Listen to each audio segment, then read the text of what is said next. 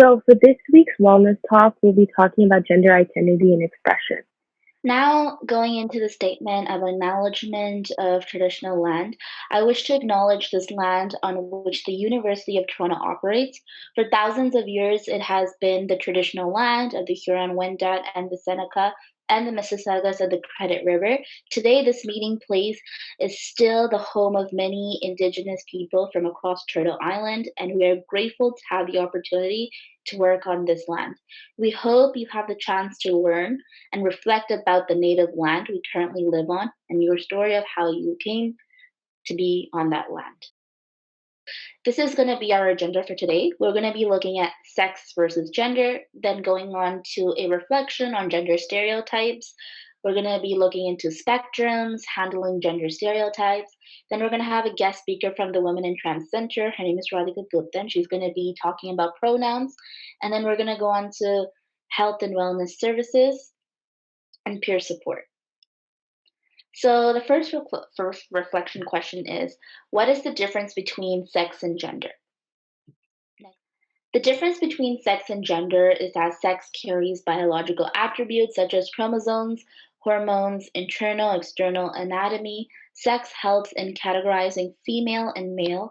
However, there's a variation in the biological attributes that compromise sex and how those attributes are expressed. When deeply analyzing sex, it can be looked at and analyzed in different disparities, also known as intersex. Intersex refers to people who display a variation in sex characteristics at birth that does not allow for distinct identification as either male or female. An intersex person will adopt a gender identity that best reflects how they feel, the same way the non intersex people do. So, doctors, like at birth, kind of assign genders to these people that are intersex. On the other hand, gender elaborates on how individuals perceive themselves and what they call themselves. Sometimes it can be same or different from their sex assigned at birth. The social construct is heavily influenced by culture and can vary greatly across different societies and groups. Adding on, gender expression describes all the ways a person communicates their gender based on social factors such as gender norms and perceptions. For example, if a person wants to express masculine or feminine qualities, they can express it through their behavior, such as clothing, haircut, or voice. Now that we have spoken about the difference between sex and gender, we're going to lead on an interactive game to test your thoughts on this topic. So, thank you, Maya, for your explanation on the differences between sex and gender. Sometimes people can use these words interchangeably, and by understanding it, we can prevent its misuse. So, we'll now take a break from the presentation and go into a reflective game. So, the purpose is to bring awareness of gender stereotyping in our society. We will present a list of stereotypical gender terms, and you can pause and decide if you associate it first with male or female. So, the first term, burping. Next term, flu. Next term, cooking. Next term, cars. Next term, farming. Next term, gardening. Next term, hockey. Next term, jeans. Next term, makeup. Next term, parenting. Next term, six pack. So I just wanted to take a moment. Um, I hope that you were able to like reflect on your ideologies about these terms and work to break them down. And hopefully, we can help prevent stereotyping in our society. So now, Maya will take a moment to talk about the different spectrum. So, gender expression is socially stereotypes as masculine or feminine in clothing, a haircut, makeup, basically like in appearance. And this varies culturally as well. So, this slide kind of demonstrates the spectrum with sex, gender identity, sexual orientation, and gender expression, which should help us, understand the differences between these terms as they tend to be used interchangeable in our society and that terms you may classify as belonging in one category can go beyond that. So this is why it's like really important not to assume a person's gender but to always ask, so that it can prevent discrimination. So the next question is, why do you think these ideas about gender exist, and where do you think they stem from? So people confirm on gender roles. So how we are expected to act, speak, and conduct ourselves based on our assigned sex. Cultural and ethnic groups have gender role expectations that differ from group to group. So there are roles that one, group may see as inappropriate, whereas it is common in another group. So for example, if you take a look at the culture in India, it differs from, the Canadian culture. So the next point is gender stereotypes. These are socially accepted conclusions about a person or group. So they lead to differing and unfair treatment due to an individual's gender. So, from the information gathered in the previous slide about why ideas about gender exist and where it stems from, are there any gender stereotypes from your own personal experience? So, we will now be discussing ways to combat gender stereotypes. So, one method is to call it out. So, the media and the environment can be harmful if it educates people about non inclusive gender stereotypes. So, by speaking out to those around you and advocating for change, can you see a reduction in gender stereotypes?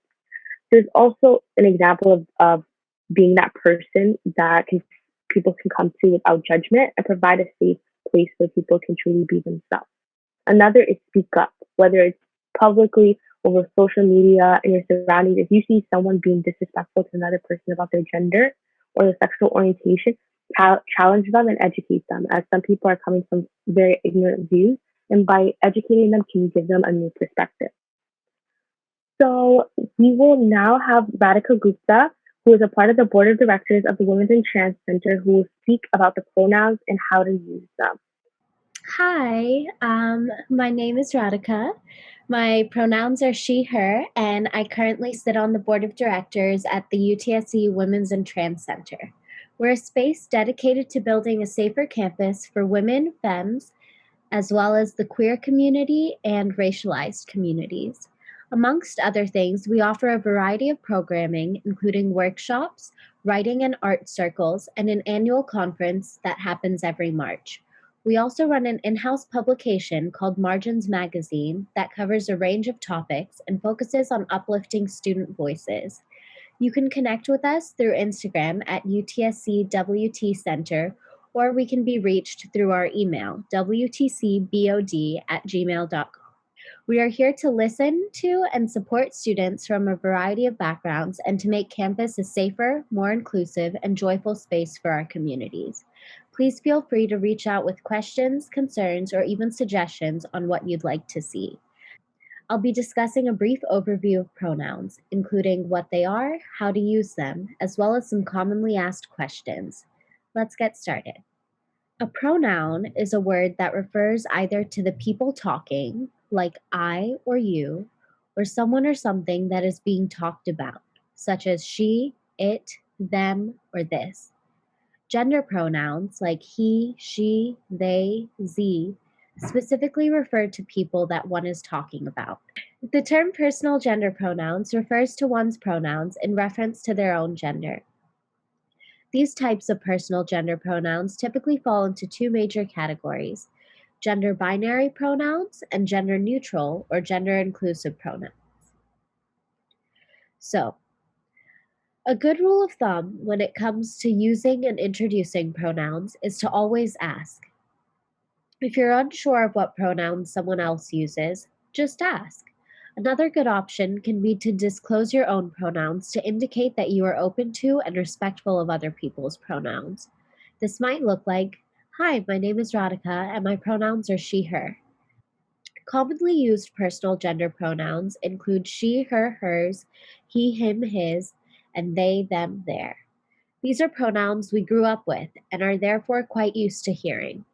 Some refer to these as feminine and masculine pronouns, respectively, but this is inaccurate, as not all folks who use she, her pronouns identify as women, and not all folks who use he, him pronouns may identify with male or masculine identities. She, he, and other variations are far from the only pronouns out there. There are several gender neutral or gender inclusive pronouns that are commonly used by individuals who do not resonate with the above personal gender pronouns.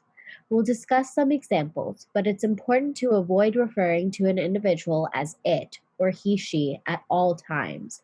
These terms are not only offensive, but have often been weaponized as slurs, particularly against trans and non binary communities.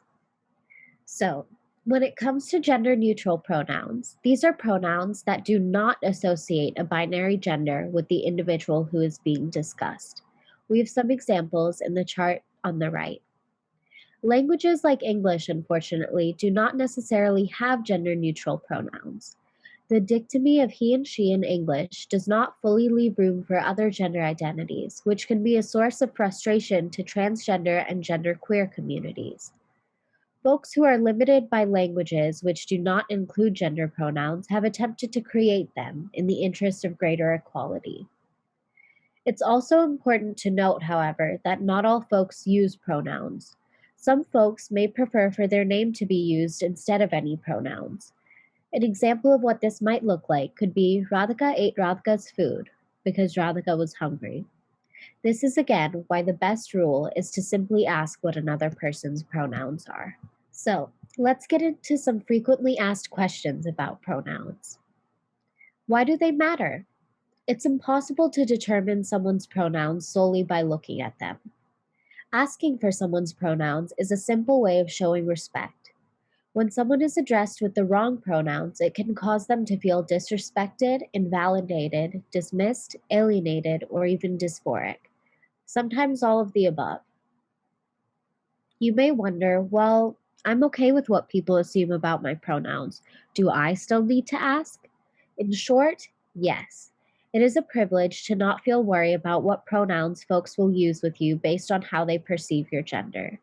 If you have this privilege yet fail to respect the gender identity of other individuals, it is not only disrespectful and hurtful, but a sign of your privilege and complicity within oppressive norms. Well, what if I mess up? It's okay, we all slip up from time to time.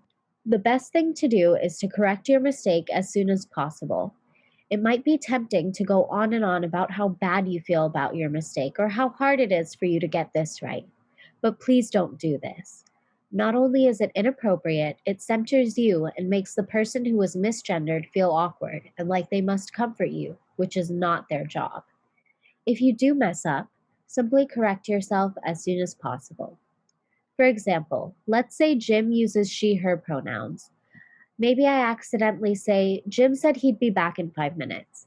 I can immediately say, apologies, I meant she will be back in 5 minutes, and simply move on. If you realize your mistake after the fact, the best thing to do is perhaps apologize in private and move on.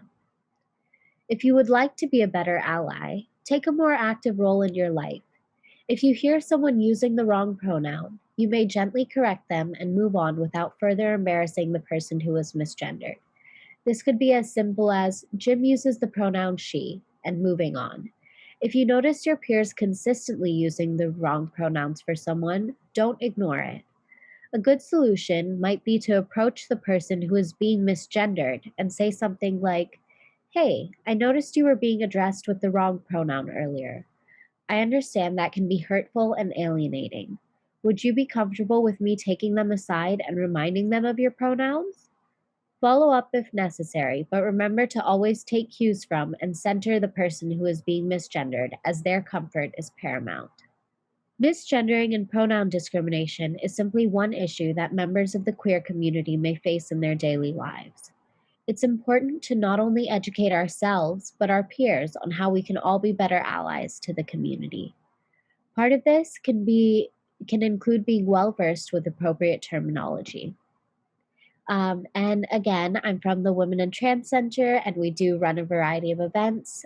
You can find out more on our Instagram. I'd love to see some of your lovely faces there. Thank you again to the sexual health team. Thank you, Radhika, for educating us on pronouns. So I wanted to go over the Health and Wellness Center services that are provided to UTSC students. So on the screen is a list of services available, um, as well as you can follow us on Facebook, Twitter, and Instagram by searching up UTSC Health and Wellness.